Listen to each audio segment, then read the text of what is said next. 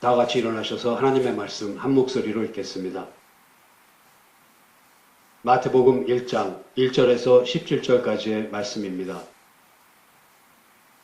신약성경 1페이지입니다. 마태복음 1장 1절에서 17절까지의 말씀을 다 같이 읽겠습니다. 아브라함과 다윗의 자손 예수 그리스도의 세계라. 아브라함이 이삭을 낳고 이삭은 야곱을 낳고 야곱은 유다와 그의 형제를 낳고 유다는 다말에게서 베레스와 세라를 낳고 베레스는 헤스론을 낳고 헤스론은 람을 낳고 람은 아미나답을 낳고 아미나답은 나손을 낳고 나손은 살몬을 낳고 살몬은 라합에게서 보아스를 낳고 보아스는 룻에게서 오벳을 낳고 오벳은 이새를 낳고 이새는 다윗 왕을 낳으니라. 다윗은 우리아의 아내에게서 솔로몬을 낳고 솔로몬은 르호보암을 낳고 르호보암은 아비야를 낳고 아비야는 아사를 낳고 아사는 여호사밧을 낳고 여호사밧은 요람을 낳고 요람은 우시야를 낳고 우시야는 요담을 낳고 요담은 아하스를 낳고 아하스는 히스기야를 낳고 히스기야는 므낫세를 낳고 므낫세는 아몬을 낳고 아몬은 요시야를 낳고 바벨론으로 이거할 때에 요시야는 여고냐와 그의 형제를 낳으니라. 바벨론으로 이거한 후에 여고냐는 스알데엘을 낳고 스알데일은 수룹바벨을 낳고 수룹바벨은 아비훗을 낳고 아비훗은 엘리야김을 낳고 엘리야김은 아소르를 낳고 아소르는 사독을 낳고 사독은 아킴을 낳고 아킴은 엘리훗을 낳고 엘리훗은 엘르아살을 낳고 엘르아살은 mat단을 낳고 mat단은 야곱을 낳고 야곱은 마리아의 남편 요셉을 낳았으니 마리아에게서 그리스도라 칭하는 예수가 나시니라. 그런즉 모든 대수가 아브라함부터 다윗까지 연례되요 다윗부터 바벨론으로 이거할 때까지 연례되요 바벨론으로 이거한 후부터 그리스도까지 연례되러라. 아멘.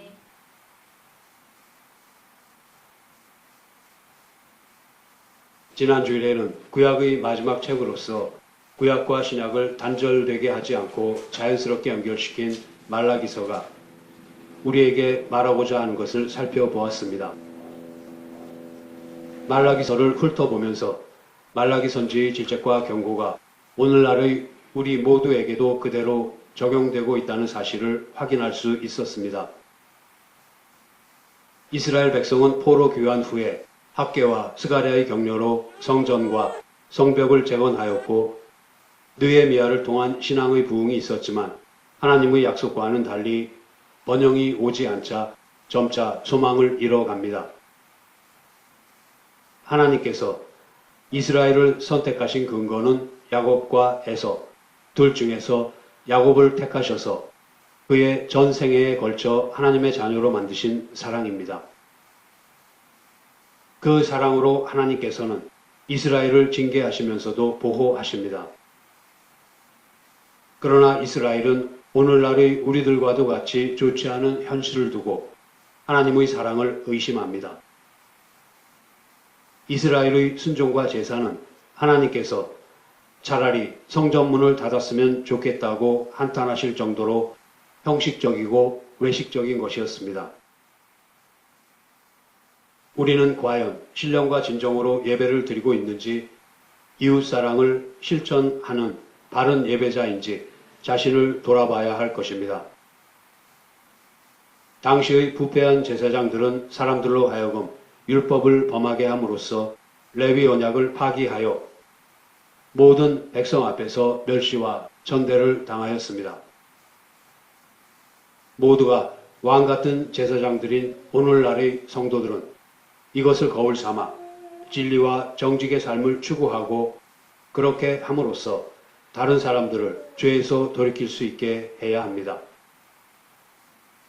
또한 하나님께서는 이방인과의 결혼과 불성실한 결혼 관계를 책망하시는데 우리가 하나님을 떠나 있을 때의 죄의 증상은 바로 하나님께서 허락하신 가장 소중한 것에서부터 나타나며 그 중에 하나가 결혼 관계입니다. 하나님께로 돌이켜 하나님을 경외하며 하나님 한 분만으로 만족하는 자들만이 하나님의 생명책에 기록되며 하나님과의 영원한 관계, 곧 영생에 들어갑니다. 그런데 말라기서는 죄를 지적하는 것에서 그치지 않고 그 죄를 해결해 주실 장차 오실 메시아에 대해서도 이야기합니다.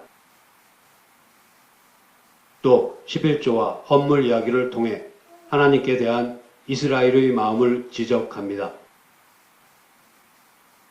흔히 말라기서에서 언급한 11조를 물질적인 복과 연결시키고는 하지만 그것의 진정한 의미는 우리의 마음이 물질로 대표되는 세상이 아닌 오직 하나님만을 향해 있어야 한다는 것입니다. 말라기서 4장 5절과 6절은 하나님의 심판이 예비되어 있으므로 누구든지 회개의 기회가 주어질 때 하나님께로 돌이키지 않는다면 저주 아래 놓이게 될 수밖에 없다는 것을 경고합니다.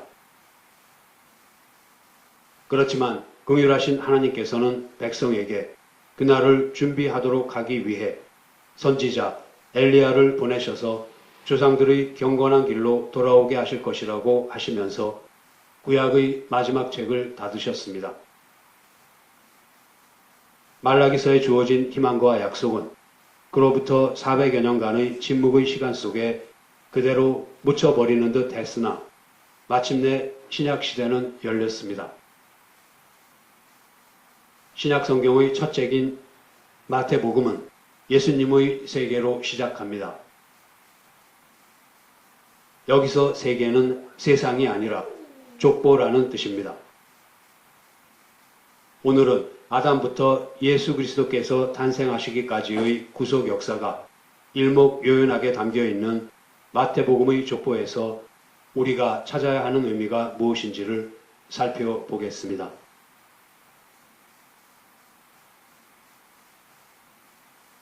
예수님의 족보는 오늘의 본문 마태복음 1장 1절부터 17절에 나오며 누가복음 3장 23절부터 38절에도 나옵니다. 마태복음의 족보는 아브라함으로부터 시작해서 예수님에 이르는 내림차 순으로 기록되어 있는 반면 누가복음의 족보는 예수님으로부터 시작해서 아담까지 오름차 순으로 기록되어 있습니다. 그래서 마태복음은 누가 누구를 낳고 라는 형태로 내려가고 누가복음은 누구의 아들은 하는 식으로 올라갑니다. 두 복음서의 족보는 다윗까지는 다름이 없으나 다윗의 후손들에 있어서 차이를 보입니다. 마태와 누가 두 사람의 족보를 기록하는 순서와 인물들이 다른 것은 물론 총 대수도 틀립니다.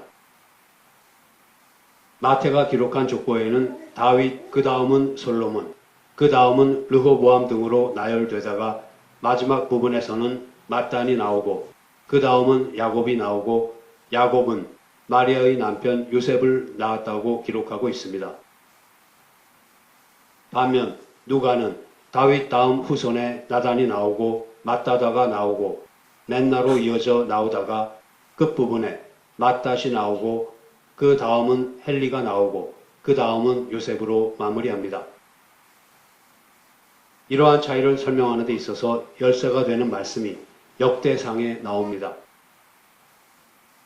역대상 3장 5절을 보면 시므아, 소밥, 나단 그리고 솔로몬의 이름이 나오는데 이들은 예루살렘에서 다윗이 바수아에게서 낳은 아들들입니다. 바수아는 우리아의 아내였던 바세바를 가리킵니다. 마태복음에 나오는 솔로몬과 누가복음에 나오는 나단 모두 다윗이 바세바에게서 낳은 한 형제였습니다. 마태복음에 나오는 솔로몬은 아버지 다윗으로부터 왕위를 물려받았으므로 솔로몬의 후손들은 왕들의 족보로 이어져 갑니다. 누가복음에 나오는 나단은 다윗의 자식이지만 평민으로 살아갔기 때문에 그 후손들도 평민으로 이어져 간 것입니다. 마태복음의 왕의 족보는 솔로몬의 후손으로 이어가다가 마지막 후손은 요셉으로 끝을 맺습니다. 그런데 누가복음에 나오는 평민의 족보도 나단의 후손으로 쭉 이어가다가 헬리 다음 마지막 후손은 요셉이라고 기록되어 있습니다. 이 누가복음에 나오는 헬리는 요셉의 아버지가 아니라 마리아의 아버지입니다. 그렇다면 헬리 다음으로 마리아로 이어져야 하는데 왜 요셉이 등장합니까? 그 당시 여자는 계수하지 않고 남자만 계수하였으며 남자가 없고 여자만 있을 때에는 여자의 남편이 계수에 들어갔기 때문입니다. 그래서 마리아의 남편 요셉이 양쪽 집안 족보에 모두 등장하는 것입니다. 마리아의 남편 요셉은 왕인 솔로몬의 줄기에서 나왔고 마리아는 평민인 나단의 줄기에서 나왔습니다. 이처럼 마태는 예수님의 왕통을 강조하기 위해 누가가 기록하고 있지 않는 다윗으로부터 솔로몬, 르호보암을 거쳐 남쪽 유다의 여러 왕들의 이름을 열거하고 있습니다. 또 왕은 아니라 할지라도 구약에 등장하는 여러 큰 인물들의 이름을 예수님의 족보에 열거합니다. 그런데 예수님의 인성을 강조하고자 했던 누가는 다윗까지는 동일하지만 다윗 이후는 구약 성경에서 우리가 듣지도 보지도 못한 인물들을 기록하고 있습니다. 사람으로 오신 메시아 예수를 강조하고자 했던 누가는 다윗 다음으로 솔로몬이 아닌 나단을 기록하고 있으며 그 이후도 구약에서 알려지지 않은 사람들을 기록하였습니다.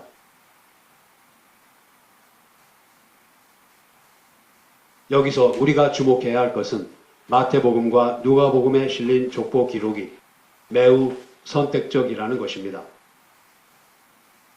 족보에 사람들을 선택해서 기록하게 되니까 당연히 성경 기자에 따라 족보의 대수도 달라졌습니다. 예를 들면 마태는 다윗부터 바벨론으로 잡혀갈 때까지 14대라고 기록하고 있지만 실제로는 14대가 아니라 22대이며 아달랴의 집정 시기를 빼면 21대입니다.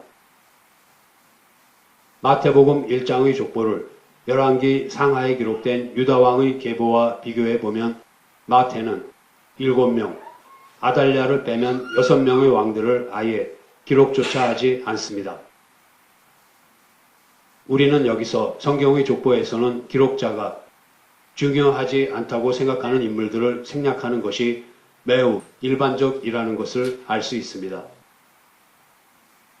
즉, 일반 역사 기록과는 달리 성경의 족보에는 기록자가 필요하다고 생각되는 사람들만을 선별해서 기록하였던 것입니다.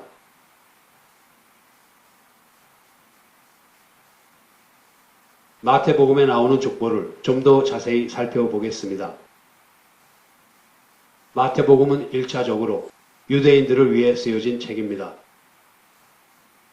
마태가 마태복음을 족보로 시작하는 이유는 메시아를 기다리는 유대인들에게 예수 그리스도가 바로 메시아시라는 것을 알리기 위해서였습니다. 유대인들은 혈연과 족보를 매우 중요시했습니다. 앞에서 우리는 성경에 나오는 족보는 단순히 이름들을 나열한 것이 아니라는 사실을 알았습니다. 마태복음에 나오는 족보는 예수 그리스도께서 이스라엘에게 약속된 메시아라는 사실을 입증해 주는 기록입니다. 예수 그리스도의 족보는 하나님께서 어떻게 인류 구원 역사를 시작하시고 이것을 이루어 가시는가에 대한 기록입니다. 여기에는 무엇보다도 인류를 향한 하나님의 은혜가 잘 나타나 있습니다. 예수님의 족보에는 죽고라는 단어가 없고 낳고라는 단어만 있습니다. 이것은 예수님의 족보가 생명의 족보임을 말해줍니다. 아브라함에게서 시작된 생명의 역사가 다윗을 거쳐 예수 그리스도에게까지 이르고 예수 그리스도로 말미암아 온 세상에 생명의 역사가 이루어졌습니다. 마태복음의 족보를 보면 1장 1절에는 예수 그리스도, 다윗, 아브라함의 순서로 되어 있고 1장 17절에서는 아브라함, 다윗, 그리스도의 순서로 되어 있습니다. 1장 1절은 한글 성경에는 아브라함과 다윗의 자손, 예수 그리스도의 세계라 라고 되어 있지만 헬라어 원문에는 예수 그리스도, 다윗과 아브라함의 자손의 족보라 라고 되어 있습니다. 예수 그리스도가 처음과 끝을 감싸고 있는데 이런 문화 기법을 인클루지오, 즉 수미 상관식이라고 부릅니다. 그런데 이런 기법을 쓰는 이유는 무엇입니까? 예수 그리스도를 강조하기 위해서입니다. 마태는 인클루지오라는 기법을 사용하여 예수 그리스도께서 이스라엘 역사의 새로운 시대를 여시며 다윗 언약을 성취한 그리스도시라는 것을 강조하고자 했던 것입니다. 다윗이라는 이름을 게마트리아 방식으로 표기하면 14가 됩니다. 히브리어 알파벳이 나타내는 숫자를 가지고 그 단어가 지닌 뜻을 풀어서 성경을 해석하는 방법을 게마트리아라고 합니다. 다윗의 히브리어 표기에 해당하는 영어 표기는 데이비드인데 여기서 모음 A와 I를 빼고 나면 DVD가 남습니다. D는 4를 나타내고 V는 6을 나타내기 때문에 DVD를 합하면 4 더하기 6 더하기 4, 즉 14가 됩니다. 14는 완전수인 7을 2번 더한 것으로서 언약이 성취되었다는 것을 나타냅니다. 또 14를 3번 반복한 것은 언약의 성취를 강조하기 위해서입니다. 마태복음 1장 17절을 제가 다시 읽겠습니다. 그런즉 모든 대수가 아브라함으로부터 다윗까지 연례되요. 다윗부터 바벨론으로 이거할 때까지 연례되요. 바벨론으로 이거한 후부터 그리스도까지 연례되로라. 예수님의 족보는 아브라함부터 다윗까지, 다윗부터 바벨론 이거까지, 바벨론 이거 후부터 그리스도 탄생까지 세 부분으로 나누어집니다. 그런데 다윗의 이름은 처음과 중간의 연례대에 중복해서 들어가 있고 중간의 연례대는 몇 명의 왕을 생략한 대수입니다. 마태가 이렇게 연례대를 3번 반복하는 것은 다윗의 왕권을 강조하여 다윗의 자손이신 예수 그리스도께서 오심으로써 약속이 성취되는 때가 확실하게 도래됐음을 나타내기 위해서입니다. 이처럼 마태복음의 족보는 다윗 왕의 계보를 강조하고 있습니다. 다윗의 이름이 가장 많이 나오고 다윗에게만 1장 6절에서 왕이라는 칭호가 사용됩니다. 예수 그리스도, 다윗, 아브라함, 그리고 아브라함, 다윗, 예수 그리스도의 인클루지오 구조에서 보는 것처럼 다윗의 이름이 예수 그리스도 바로 다음에 나옵니다. 그것은 예수 그리스도께서 다윗의 자손이라는 것을 더 강조하기 위해서입니다. 또 마태가 예수 그리스도를 소개하는 데 있어서 아브라함과 다윗을 두 중심 인물로 삼고 있는 데는 그럴 만한 이유가 있습니다. 먼저 아브라함에 대해서 살펴보겠습니다. 하나님께서는 아브라함에게 많은 약속을 주셨습니다. 땅의 모든 족속이 너를 인하여 복을 얻을 것이니라. 내가 너로 열국의 아비가 되게 함이니라.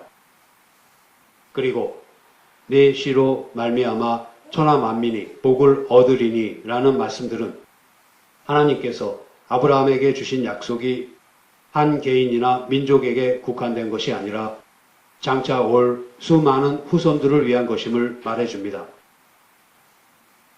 이 후손들을 위한 약속이 바로 메시아에 관한 약속입니다. 창세기 15장 5절을 보면 하나님께서 아브라함을 밖으로 데리고 나가셔서 이렇게 말씀하십니다. 하늘을 올려다보고 별을 세어 보아라. 네 자손도 이와 같이 될 것이다. 여기서 자손은 히브리어로 볼 때 복수가 아니고 단수입니다. 사도 바울은 이 자손이 예수 그리스도시라는 것을 갈라디아서 3장 16절에서 밝히고 있습니다. 갈라디아서 3장 16절 말씀을 보겠습니다. 이 약속들은 아브라함과 그 자손에게 말씀하신 것인데 여럿을 가리켜 그 자손들이라 하지 아니하시고 오직 하나를 가리켜 네 자손이라 하셨으니 곧 그리스도라. 여러 사람을 가리키지 않고 오직 한 사람을 가리켜 네 자손이라고 하셨는데 그분이 바로 그리스도시라고 밝히고 있습니다. 따라서 네 자손이 땅의 티끌 같게 한다. 네 씨로 인하여 하늘의 별과 같고 바닷가의 모래와 같게 한다는 말씀은 육신의 자손을 두고 하신 말씀이 아니라 장차 예수 그리스도로 말미암아 이루게 될 영적 자손을 가리킵니다. 마태복음 1장 1절에서 예수 그리스도를 아브라함의 자손이라고 소개하는 목적은 예수 그리스도께서 단순히 아브라함의 육적 후손이라는 것을 말하기 위해서가 아닙니다. 예수 그리스도께서 바로 하나님께서 아브라함에게 하신 약속을 이룰 자손이라는 것을 말하려는 것입니다. 다윗은 누구입니까? 다윗은 어린 양을 구하기 위해 목숨을 내놓고 곰과 사자와 싸우는 책임감이 강한 선한 목자였으며 믿음으로 골리앗을 쓰러뜨린 용맹한 장수입니다. 하나님께서는 이러한 다윗을 이스라엘의 주권자로 삼으셨고 다윗은 전심으로 하나님의 법도를 좇아 행하며 하나님을 사랑하고 백성을 사랑하였습니다. 공평과 의를 행하며 사랑과 평화로 백성을 다스렸습니다. 다윗 왕국은 메시아 왕국의 모형입니다. 하나님께서는 이런 다윗의 자손을 통해 영원한 메시아 왕국을 건설하시겠다고 사무엘하 7장 12절과 13절에서 약속하십니다. 사무엘하 7장 12절과 13절 말씀입니다. 내 수완이 차서 내 조상들과 함께 잘 때에 내가 내 몸에서 날 자식을 내 뒤에 세워 그 나라를 경고케 하리라. 저는 내 이름을 위하여 집을 건축할 것이요 나는 그 나라 위를 영원히 경고케 하리라. 메시아 왕국은 세상 왕국과는 달리 영원하며 공평과 정의로 다스려지는 왕국입니다. 이에 대하여 이사야 선지는 이사야 9장 6절과 7절에서 이렇게 말합니다. 이는 한 아기가 우리에게 낳고 한 아들을 우리에게 주신 바 되었는데 그 어깨에는 정사를 메었고 그 이름은 기묘자라 모사라 전능하신 하나님이라 영존하시는 아버지라 평강의 왕이라 할 것임이라. 그 정사와 평강의 더함이 무궁하며 또 다윗의 위에 앉아서 그 나라를 굳게 세우고 자금 이후 영원토록 공평과 정의로 그것을 보존하실 것이라. 만군의 여호와의 열심히 이를 이루시리라. 하나님께서는 사무엘하 7장 12절과 13절에서 다윗의 보좌와 그의 나라를 영원히 견고하게 해주시겠다는 약속을 하셨습니다. 그런데 그 약속을 누구를 통해서 이루시겠다고 하셨습니까? 다윗이 아닌 다윗의 몸에서 날 자식을 통해서 하시겠다고 하셨습니다. 이것은 하나님의 약속을 성취할 자는 다윗이나 솔로몬이 아니라 하나님께서 보내실 메시아 예수 그리스도시라는 것을 뜻합니다. 아브라함의 경우와 같이 마태복음 1장 1절에서 예수 그리스도를 다윗의 자손이라고 소개하는 것은 예수 그리스도가 단순히 다윗의 후손이라는 것을 말하기 위해서가 아닙니다. 예수 그리스도가 바로 하나님께서 다윗에게 하신 약속을 이룰 자손이라는 것을 말하기 위해서입니다. 이처럼 마태는 하나님께서 아브라함에게 네 자손이 이와 같으리라 라고 하신 약속과 다윗에게 네 자손으로 인하여 네 위와 네 나라가 영원하리라 라고 하신 약속을 성취하실 분은 바로 예수 그리스도시라는 것을 소개하기 위해서 아브라함과 다윗을 족보의 두 중심 인물로 삼고 있습니다. 예수 그리스도께서는 하나님께서 약속하신 대로 다윗의 왕권을 견고히 하고 그 나라를 영원하게 하실 분이시지만 단순히 다윗 왕국을 재건하러 오신 것이 아닙니다. 예수 그리스도께서는 은혜와 사랑으로 하나님의 백성을 하늘의 별과 같고 바다의 모래와 같이 많이 불러내셔서 하나님의 나라를 만드시기 위해서 오셨습니다. 하나님의 약속은 죄인들을 심판하고 정죄하기 위한 것이 아니라 구원하시기 위한 것입니다. 우리는 죄로 말미암아 영원한 멸망에 처할 수밖에 없는 처지였지만 하나님께서는 우리의 행한 대로 갚지 아니하시고 불쌍히 여기셔서 값없이 놀라운 구원의 은혜를 베풀어 주셨습니다. 아담 한 사람의 불순종으로 말미암아 죄가 세상에 들어오고 죄로 말미암아 사망이 오게 된 것과 같이 아브라함의 자손 예수 그리스도 한 사람의 순종으로 말미암아 많은 사람이 의롭다 함을 받고 생명에 이르게 되었습니다.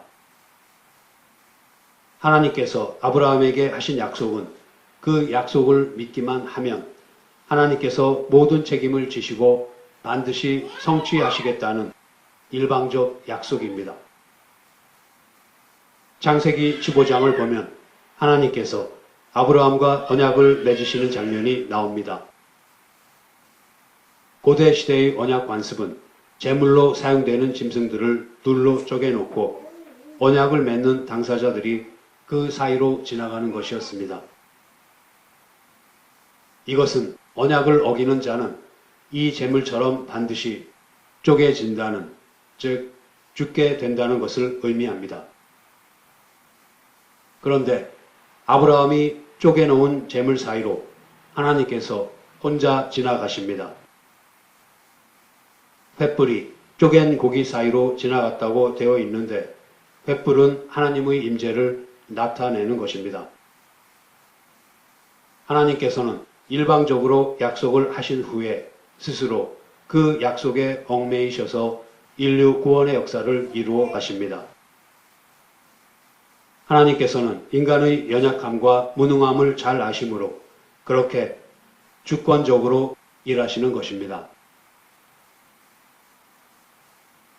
하나님께서 주신 약속은 아브라함, 이삭, 야곱, 그리고 유다 등 약점과 허물투성이의 사람들에 의해서 이어져 갔습니다. 아브라함은 2번이나 아내를 누이라고 속였고 야곱은 사기꾼의 기질이 다분했으며 유다는 육신의 정욕을 다스리지 못한 자였습니다. 다윗도 간음의 죄를 범했습니다. 그러나 하나님께서는 이러한 그들의 연약함에도 불구하고 그들로 구원 역사를 이어가시는 은혜를 베푸십니다. 또한 예수님의 족보는 장자 상속이라는 관습에도 불구하고 하나님의 택하신 자들을 통해 이어져 내려옵니다. 야곱은 둘째이고 유다는 넷째이며 다윗은 여덟째이자 막내였습니다. 이처럼 하나님의 약속이 인간의 전통과 관습에 의해서가 아닌 하나님께서 택하신 자들을 통해 실현되어 갔다는 사실은 역사는 오직 하나님의 주권에 의해 진행된다는 것을 말해 줍니다. 그뿐만 아니라 유대인의 족보에는 남자들만 오르게 되어 있는데 이례적으로 마리아 외에도 다말, 라합, 룻, 그리고 우리아의 아내 이렇게 4명의 여인이 올라가 있습니다. 당시의 가부장적 사회에서 여인들은 억압과 학대와 무시와 고통을 받으며 살아가는 약자 중의 약자였습니다. 더욱이 이 4명의 여인은 모두 유대인들이 가장 무시하고 경멸하는 이방인 내지는 이방인과 관련이 있습니다. 다말은 가나안, 라합은 여리고, 룻은 모압 출신이며 우리아의 아내는 햇사람 내지는 햇사람의 아내, 즉 이방인의 아내입니다. 이것은 예수 그리스도는 이스라엘뿐만 아니라 이방인의 그리스도도 되신다는 것을 의미합니다.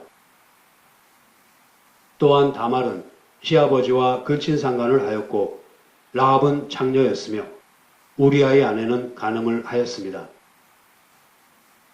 실로 우리 모두의 죄와 허물과 연약함이 족보 안에 적나라하게 드러나 있습니다. 우리는 이러한 사실로부터 예수님께서는 죄인을 위한 그리스도시라는 것을 잘 알 수 있습니다. 다윗 왕국은 솔로몬 왕 때 절정에 달합니다. 그러나 신정 통치를 유지하지 못한 솔로몬 시대 이후 이스라엘은 남과 북으로 갈라지고 맙니다. 이윽고 북이스라엘은 주전 772년에 아수르에게 멸망당하고 남유다는 주전 586년에 바벨론에게 멸망당합니다. 이스라엘이 멸망하게 된 것은 정치적으로나 군사적으로나 또는 경제적으로 실패했기 때문이 아니라 영적으로 부패했기 때문입니다. 이런 가운데서도 하나님께서는 다윗에게 하신 약속대로 아사, 여호사밧, 히스기야, 요시야 같은 왕들을 통해 다윗의 등불이 계속 타오르게 하셨습니다. 하나님께서는 절망적인 상황 가운데서도 소망의 등불을 끄지 아니하시고 남은 자를 통해 역사하셨던 것입니다. 바벨론으로 잡혀간 때부터 그리스도께서 탄생하시기까지 신약과 구약의 중간 시기는 정치적으로나 영적으로 암흑기였습니다. 이 기간은 전쟁이 계속되었고 이스라엘에는 잠시도 평안할 날이 없었습니다. 그들은 주권을 잃은 백성으로서 다른 민족의 통치를 받으며 착취당하고 짓밟히는 수모를 겪어야만 했습니다. 그뿐만 아니라 말라기 선지 이후 약 400년 동안은 하나님의 말씀을 외치는 선지자도 나타나지 않을 정도로 절망적인 시기였습니다. 하나님의 약속은 파기되고 하나님께서는 그들을 버리신 것만 같았습니다. 그러나 마태복음 1장 16절은 마침내 다음과 같이 선포합니다. 마태복음 1장 16절을 다시 한번 보겠습니다. 야곱은 마리아의 남편 요셉을 낳았으니 마리아에게서 그리스도라 칭하는 예수가 나시니라. 예수 그리스도께서 오심으로써 온통 죄와 실패로 얼룩진 인류의 족보는 끝이 나고 하나님의 백성들은 이제 예수 그리스도의 족보에 속하게 됩니다. 성경이 마태복음의 족보를 통해 우리에게 말하고자 하는 것은 하나님께서는 우리를 하나님 나라의 백성으로 삼기 위한 계획을 가지고 계시며 그것을 이루시기 위해서 예수 그리스도를 보내셨다는 것입니다. 하나님께서는 죽어 마땅한 인류를 구원하시기 위해서 예수 그리스도를 보내셨습니다. 예수 그리스도를 통해서 우리를 하나님의 백성으로 부르셔서 계획하신 하나님의 나라를 세우시려는 것입니다. 족보에서 14대를 3번씩이나 반복하여 강조하신 다윗, 바로 그 다윗의 자손 예수 그리스도께서 오신 것으로 약속 성취의 때가 확실하게 다가왔음을 나타내고 계십니다. 실제 역사 속에서 다윗의 왕가는 몰락하였습니다. 그러나 다윗의 보좌와 그의 나라를 영원히 견고하게 해 주시겠다는 약속은 다윗의 자손으로 오신 메시아 예수 그리스도께서 하나님의 나라를 세우시는 것으로 성취됩니다.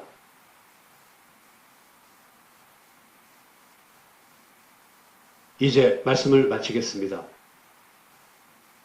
마태복음 1장에 있는 족보는 예수님께서는 이스라엘이 그토록 기다리던 메시아시라는 것을 밝히 드러내고 있습니다. 예수님께서는 다윗 왕권의 참 후계자이며 아브라함에게 주어진 모든 약속의 상속자라는 것을 말해주고 있습니다. 따라서 마태복음의 족보는 새로이 시작된 신약시대가 과거와 단절된 것이 아니라 오히려 구약에 나타난 약속을 완성시키는 것임을 나타냅니다. 우리는 이 족보를 통해서 죄인인 우리를 구속하시려는 하나님의 경륜을 읽을 수 있어야 합니다. 즉, 하나님께서 분명한 계획과 의지로 예정하신 것을 확실한 목표를 향해 진행하시는 하나님의 열심을 마태복음의 족보를 통해서 분명히 보아야 합니다. 성경에 기록된 족보는 단순히 사람 이름의 나열에 불과한 것이 아니라 이처럼 소중한 것입니다. 예수 그리스도께서는 하나님께서 다윗에게 하신 약속의 성취를 위해 이 땅에 오셨고 십자가를 지셨습니다. 하나님께서는 죄인인 우리를 부르시고 의롭게 하셔서 백성으로 삼으시고 그 백성들로 하나님 나라를 세우시겠다는 하나님의 경륜을 마태복음의 족보에 그렇게 나타내신 것입니다. 마태복음 족보의 가장 큰 의미는 무엇입니까? 그것은 하나님이신 예수 그리스도께서 인간의 역사 속으로 뚫고 들어오셔서 실제로 이스라엘의 역사에 자리하셨다는 것, 즉 성육신 하셨다는 놀라운 사실입니다. 성도 여러분, 죄인인 우리들을 포기하지 않으시고 죄로부터 구원하실 메시아를 허락하신 하나님의 크신 사랑, 그리고 하나님의 뜻에 순종하셔서 육신을 입으시고 이 땅에 오시기까지 자기를 낮추신 예수 그리스도의 은혜에 늘 감사하는 저와 여러분이 되기를 소원합니다. 기도하시겠습니다. 하나님 아버지, 온통 어둠에 쌓인 세상에서 보아도 보지 못하고 들어도 듣지 못하던 저희들에게 생명의 빛을 비추셔서 그 가운데로 나아오게 하여 주심을 감사드립니다. 예수 그리스도의 얼굴에 있는 하나님의 영광을 아는 빛을 저희들의 마음에 비추셔서 멀었던 눈을 뜨고 닫혔던 귀를 열고 마음으로 깨달아 주님의 부르심에 순종하게 하여 주심을 감사드립니다. 오래전부터 계획하시고 약속하신 일을 이루시기 위해서 가장 알맞은 때에 예수 그리스도를 보내주셨고 하나님 나라를 세우시는 일에 저희들을 백성으로 부르셨으니 주님께서 저희들을 하나님 나라의 백성답게 다듬고 만들어 가시는 손길에 모든 것을 맡길 수 있게 도와주시옵소서. 그리하여 저희들의 삶이 십자가를 지신 예수 그리스도의 뒤를 따르는 참다운 신자의 삶이 되게 하여 주시옵소서. 주님의 신실하심을 맛보았기에 고난마저도 유익으로 아는 저희들이 되기를 원하오며 우리 주 예수 그리스도의 이름으로 기도드립니다. 아멘.